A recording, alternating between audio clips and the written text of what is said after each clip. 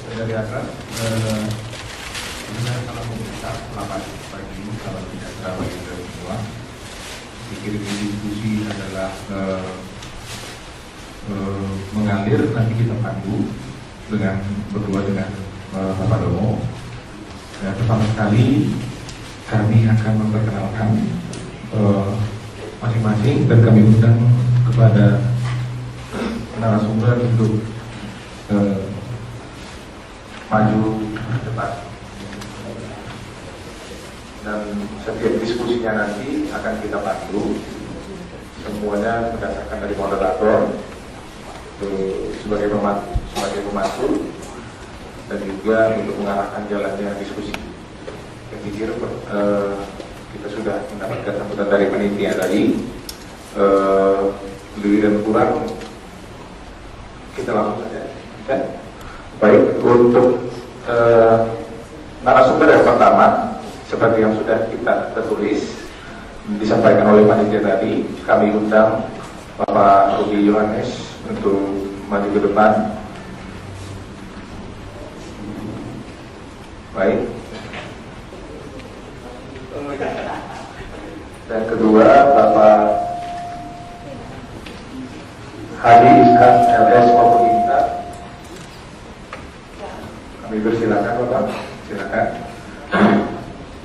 Baik. Iya. Bisa langsung dilakukan oleh Pak Mokoginta. Silakan. Bismillah. Assalamualaikum warahmatullahi wabarakatuh. Alhamdulillahillazi arsala rasulahu bil huda wa dinil haq liyuzhira 'ala ad-dini kullihi walau karihal musyrikun. Asyhadu an la ilaha illallah wahdahu la syarikalah wa asyhadu anna Muhammadan abduhu wa rasuluh. Allahumma shalli wa sallim wa barik ala nabiyyina Muhammadin wa ala alihi wa sahbihi wa mawalah, amma ba'd. Qala Allah Ta'ala fil Qur'anil Karim, inna ad-dina indallahil Islam. Wa qala aidan, wa may yabtaghi ghayra al-islami dinan fala yuqbalu minhu wa huwa fil akhirati minal khasirin. Alhamdulillah, bersyukur Allah Subhanahu wa taala, di siang hari ini kita semua masih dipertemukan dalam indah-indah rahasia walafiat. Salat dan salam kepada baginda Rasulullah Muhammad SAW. Saya disuruh memperkenalkan nama, barangkali langsung ada turun poin. Ya. Seperti yang kita lihat di layar ini, nama saya Insan LS Mokoginta, atau barangkali lebih jelas, ini nama Islam saya Insan LS itu Latif Syaukhani Mokoginta. Adapun nama ketiga saya dulu dibaptis Wenceslaus. Saya lahir di Manado tanggal 8 September tahun 49. Saat ini saya tinggal di Jalan Tugu Raya nomor 882 Cimanggis, Depok, tepatnya depan asrama Brimob Kelapa II. Ini status menikah, ada nomor HP, ada nomor telepon. Adapun aktivitas kami setiap hari, pertama sebagai konsultan. Konsultannya dalam arti menangani kasus-kasus yang berhubungan antara Islam dan Kristen. Kemudian ada pusat dakwah Islam di Manado, Sulawesi Utara, Jakarta, dengan Yayasan Birrul Walidain. Ada juga di Hong Kong, dan juga di Dewan Dakwah Islamiyah Indonesia khusus Kota Depok. Ya, saya juga memberikan kajian kristologi di mana saja dan menulis berbagai buku kristologi. Alhamdulillah, selama saya masuk Islam dan lebih kurang 30 judul buku yang sudah saya tulis. Intinya semuanya bagaimana kita berdakwah kepada orang muslim agar mereka mau masuk Islam. Demikianlah barangkali. Assalamualaikum warahmatullahi wabarakatuh. Assalamualaikum warahmatullahi wabarakatuh. Selamat pagi dan salam sejahtera untuk kita semua. Kita sampaikan ucapan terima kasih kepada Bapak Insan LS Mokoginta yang sudah memperkenalkan dirinya kepada kita bersama. Selanjutnya kita mohon dengan hormat Bapak Rudi Yohanes untuk memperkenalkan dirinya. Silakan. Terima kasih. Saya perkenalkan, nama saya Rudi Yohanes. Tadi pembawa acara agak salah sebut, sarjana teologi. Saya bukan sarjana teologi, tapi sarjana teknik. Tepatnya teknik informatika. Tapi tidak apa. Kelebihan dari kita orang Kristen ini, masing-masing orang bisa dikaruniai Roh Kudus, sehingga kita tidak harus tidak harus orang-orang tertentu aja yang mendapat karunia. Bahkan menerjemahkan isi Bible kita sendiri, tidak harus pendeta, tidak harus orang-orang dari kalangan agama. Semua orang yang bisa diberi Roh Kudus, didukung kedikaruanian Roh Kudus, bisa melakukannya. Jadi saya bukan seorang sarjana teologi. Dan saya tertarik dengan Pak Moko Ginta itu awalnya dari internet. Saya mengasuh namanya anak-anak Kristen belajar anak-anak Kristen belajar isi Alkitab. Cuma pada saat itu saya ditebas, akun saya ditebas sehingga grup itu jadi liar. Maka saya buka kembali yang namanya Mari Belajar Isi Alkitab. Dan kebetulan di situ peminat di internet sekarang untuk dunia agama itu sangat banyak. Contohnya untuk grup Islam Terbukti Benar, saya masih ingat itu dari 60.000, sekarang sudah 1.600.000-an. Berarti peningkatan keimanan manusia ini mungkin sudah lebih bagus gitu. Nah, beranjak dari situ kita adalah biasalah dalam debat itu kan, dalam debat internet begini. Masuklah sebuah catatan dari Pak Insan, mustahil Kristen bisa jawab. Tapi pertama saya lihat ini dulu hadiahnya itu 1 miliar. Saya nggak ngerti apakah memang buku aslinya 10 juta atau 1 miliar, saya nggak paham. Tapi ketika ditawari sama saya dulu 1 miliar, saya sudah jawab sampai ke 10. Yang ke 11 sengaja tidak saya jawab karena saya mau melihat uangnya 1 miliar dulu. Nah, pertanyaan 11 itu adalah berhadiah BMW. Saya juga mau lihat BMW-nya mana. Cuman sekali lagi saya ditebas sehingga ulasan saya itu hilang. Akhirnya saya buat lagi akun baru. Ternyata Gayung Bersambut, kalau nggak salah ini nama akunnya Majidah. Sekarang dia di sini Olivia. Dia pertama kali melakukan sounding. Akhirnya kita bisa bertemu seperti ini. Jadi mungkin itu perkenalan dari saya dan harapan saya nanti, karena pertanyaan ini sudah sering dijawab.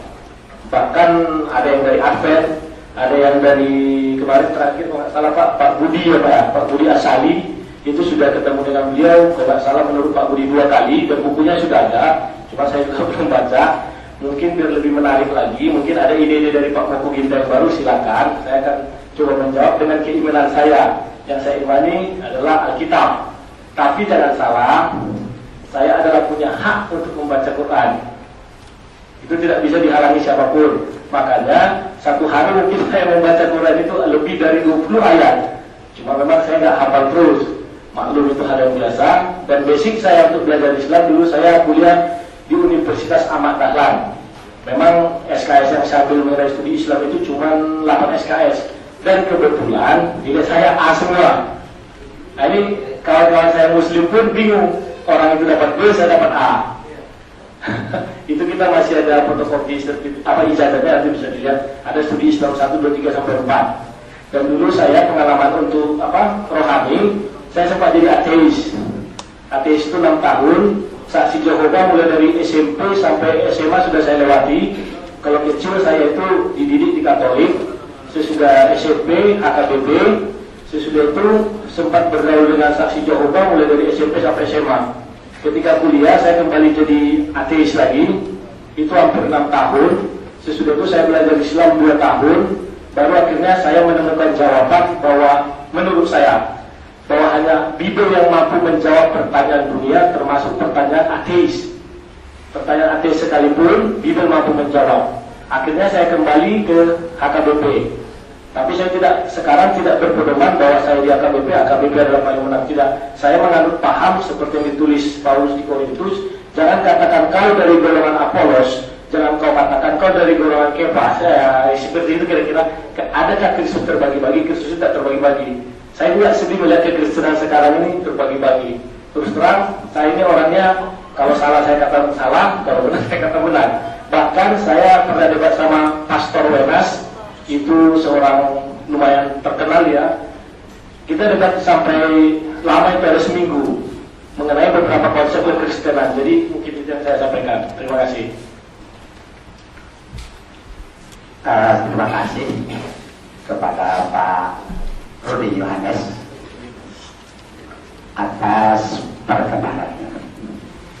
Bapak Ibu dan hadirin semua, seperti tadi sudah dibacakan tata tertib dalam diskusi ini, harapan kami berdua adalah agar kita semua mematuhi tata tertib itu.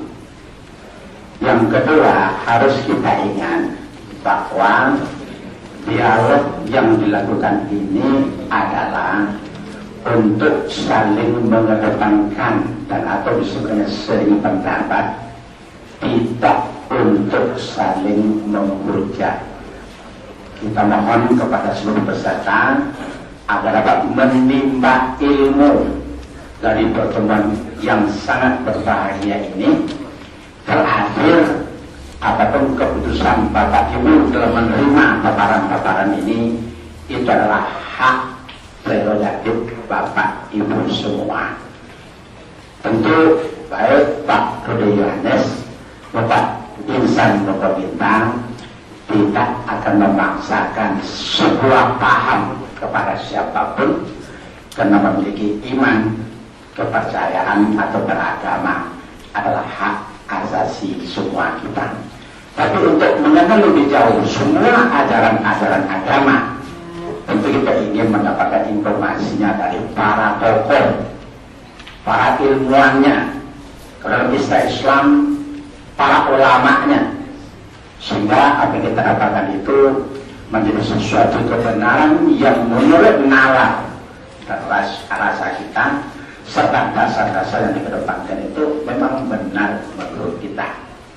Atau sebaliknya, jika kita merasa tidak sejalan dengan kita, tanpa perlu melecehkan pendapat dan pemikiran siapapun itu, silakan saja Bapak pada pendirian Bapak masing-masing. Oleh karena itu, kita berharap melalui dialog ini akan terbangun kerukunan yang lebih baik lagi dari yang sekarang sudah ada, sehingga masing-masing kita sudah menjadi bersahabat.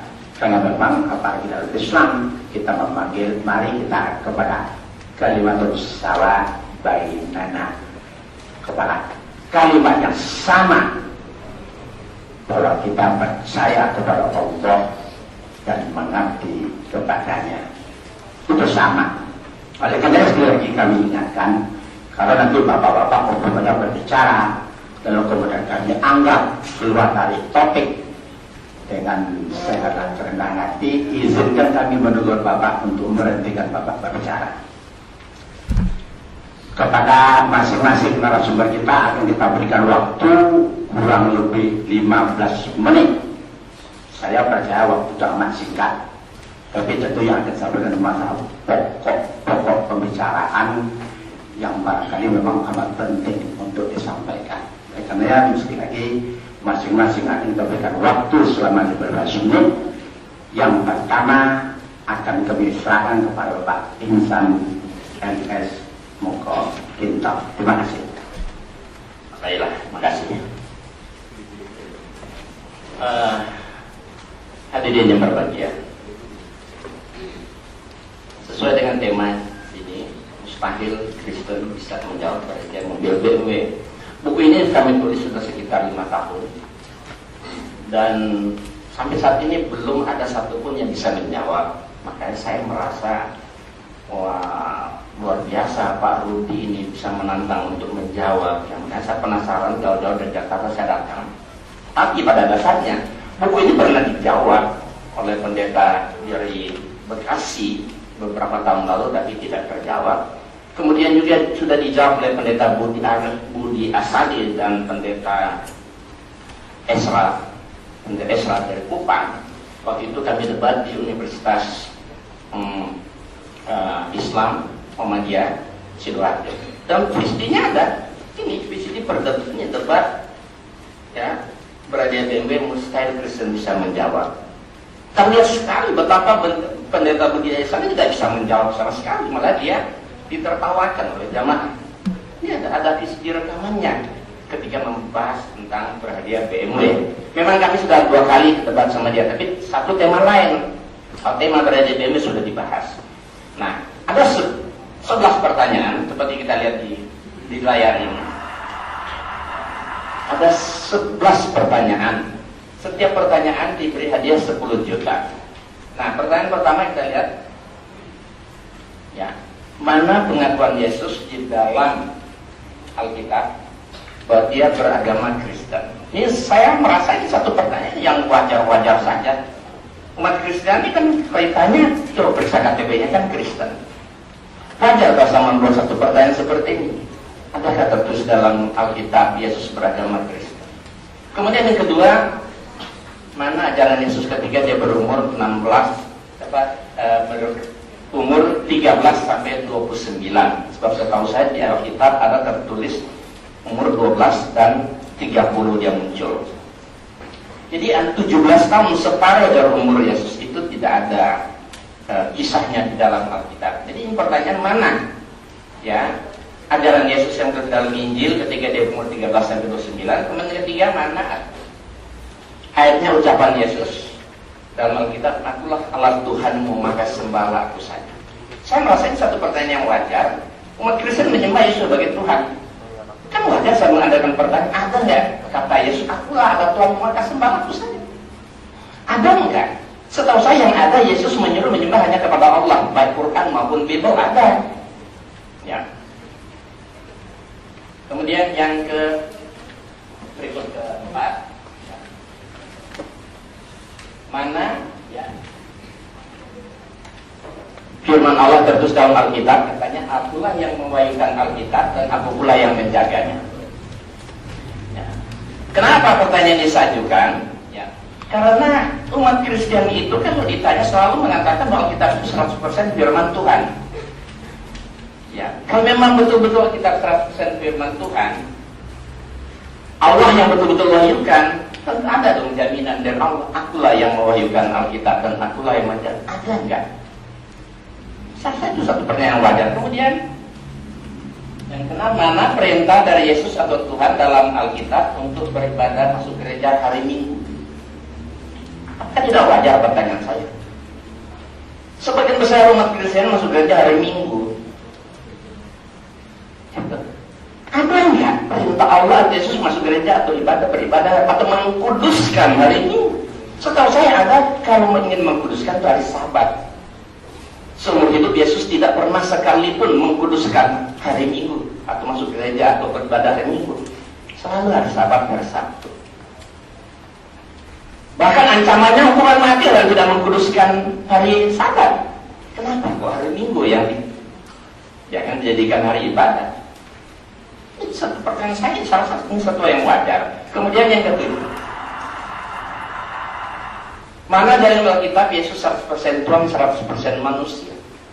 Kenapa pertanyaan saya ajukan? Karena saya sudah beratusan mungkin saya berdebat dengan berbagai pendeta. Selalu ujung-ujungnya kalau Yesus terpojok, dia dilemah, selalu kata, oh dia kan 100% manusia. Kalau kelihatan hebat, oh Yesus kan 100% Tuhan.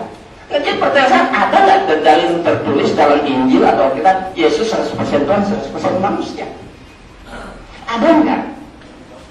Kemudian yang ketujuh, mana dalilnya saya percaya kepada Yesus sebagai Tuhan dan Juru Selamat dijamin pasti masuk surga? Kalau masuk surga itu ada Quran banyak, Bible banyak. Tapi ada kata pasti. Karena selalu Islam ditulis serba insya Allah, apa-apa insya Allah belum pasti. Tapi percaya kepada Yesus dijamin pasti masuk surga. Pertanyaan saya, ada nggak? Dijamin pasti masuk surga. Ya kalimat saya ingin itu pasti masuk surga. Ada nggak? Kemudian yang ke-8, mana foto asli wajah Yesus dan siapa yang memotret? Hampir semua rumah orang sana ada wajah Yesus dan Bunda Maria. Berwarna lagi. Padahal kamera berwarna itu kan ditemukan tahun 60-an. Akhir juga. tahun 2010 tahun yang lalu, 2000 lebih tahun yang lalu. Kamera merek apa? Berwarna lagi kan. Kemudian mana dalilnya dalam Alkitab Yesus lahir tanggal 25 Desember dan perintah mereka Natal? Seluruh dunia merayakan, ya kan? Apakah tidak wajar saya mengajukan pertanyaan ini?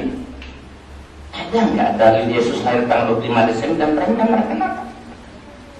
Tentu sama sekali tidak ada. Kemudian yang terakhir, buktikan siapa yang hafal Alkitab walaupun satu surat saja di luar kepala. Satu surat. Ini pertanyaan yang sering saya ajukan. Ya, kenapa saya ajukan? Karena ada pendeta mengatakan Al-Quran itu buku yang sangat tipis sehingga mudah dihafal. Al-Quran setipis-tipis, Quran halamannya banyak, 500, 600, 700 halaman. Ada orang hafal di luar kepalanya berjuta-juta halaman. SD hafal di luar kepala. Alkitab bahasa Indonesia dibaca langsung dimengerti. Masa bertahun-tahun jadi pendeta nggak hafal? Jangankan satu lembar, saya yakin nggak ada yang hafal. Satu lembar bolak-balik pasiti koma nggak ada yang hafal. Saya akan kasih 10 juta kalau ada pendeta hafal satu lembar bolak-balik pasiti koma, maju ke depan. Nggak ada. Bahasa Indonesia dibaca langsung dimengerti. Kenapa? Nah ini 10. Jadi pertanyaan-pertanyaan yang saya ajukan ini bukan mendiskreditkan orang Kristen. Tidak demikian. Sama ada orang Kristen supaya berpikir kritis. Ya kita kritisi dong Alkitab. Karena apa? Yesus katakan di dalam Matius 15 ayat 9, percuma mereka beribadah kepada aku, sedangkan ajaran yang mereka lakukan ajaran manusia. Jadi kan kita lihat ini hampir semua bilang tidak ada dalilnya tapi diimani. Ini ajaran-ajaran manusia, jadi katanya percuma. Kalau umat Kristian yang melakukan sesuai dengan apa yang diajarkan oleh Yesus atau Nabi Isa AS, saya yakin Islam dan Kristen itu bedanya tipis sekali. Sangat tipis perbedaannya. Ya, kenapa? Karena saya melihat ya sebagian besar umat Kristen mengamalkan justru ajaran Paulus. Ya, bukan. Jadi pengikut Yesus dalam arti yang sesungguhnya itu kami umat Islam. Ini menurut saya. Nabi Isa Nabi yang sangat kami muliakan. Pengikut Nabi Isa dalam arti sunat adalah orang Islam, karena semua ajaran-ajaran Nabi Isa umat Islam yang melakukan. Yesus sunat, kami sunat. Babi haram, kami haramkan babi. Banyak sekali ajaran-ajaran Nabi Isa di Injil. Umat Islam yang mengamalkan. Maksudnya saya katakan orang Kristen mestinya bersyukur pada orang Islam, karena orang Islam lah yang memelihara ayat-ayat firman Allah dan Yesus dalam Injil dan Alkitab. Makanya ya, kalau orang bisa mau mengkritisi kitab mereka, saya yakin ya hubungan Islam dan Kristen semakin dekat. Umpamanya babi haram di Muhammad 11 ayat 7 dan 8. Orang Islam nggak makan babi karena terus babi haram. Kan tambah dekat dengan orang Islam yang kita makan di rumah orang Kristen juga tidak merasa jijik atau apa. Ya karena mereka amalkan apa yang diperintahkan Allah, dan tapi karena tidak diamalkan sehingga terjadi jurang pemisah antara Kristen dan Islam. Satu contoh juga kata Yesus, Yohanes 17 ayat 3. Ini ucapan Yesus, Yohanes 17 ayat 3, kata Yesus gini, inilah hidup yang kekal itu kekal abadi loh, masuk surga. Ada dua syarat Yesus bilang. Pertama, mereka menjadikan Allah satu-satunya Tuhan yang esa. Kedua, menjadikan Yesus Kristus yang telah Dia utus. Asyhadu alla ilaha illallah wa asyhadu anna Isa rasulullah. Ini kalimat syahadat mestinya yang harus diamalkan oleh umat Kristen. Hanya menjadikan Allah satunya dan Yesus hanya seorang utusan.